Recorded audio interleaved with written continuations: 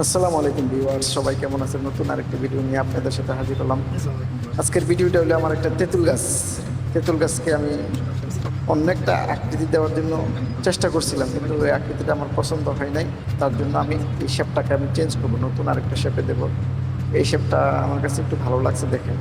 গাছটার বয়স 4 থেকে 3 বছর হবে। এই দেখেন যত ডালপালা আছে সব কেটে ছাঁটাই করে দিয়েছি। আপনার তেঁতুল গাছের বনসাই করতে হলে প্রতি বছরই আপনার পুনিং করতে হয়। পুনিং করে দিলে তারপরে গাছের ডালপালা জোপালো হয়। দেখেন গাছটা অন্য একটা শেপ ছিল, এই শেপটা চেঞ্জ করে নতুন আর একটা শেপ দিলাম, যে উপরের দিকে বাঁকা করে আবার নিচের দিকে নামিয়ে দিলাম। এই যে পুনিং করে দিতেছি আমি।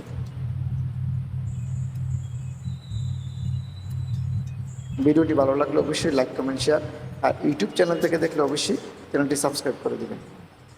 এই দেখুন আমি একটু বাঁকা করে দিলাম। যখন এই জায়গায় জোপালো হবে তবে অনেক সুন্দর লাগবে। আবার 1 বছর পরে দেখুন আপনাদের সামনে নিয়ে আসবো। এই যে দেখেন এখন এই অবস্থা।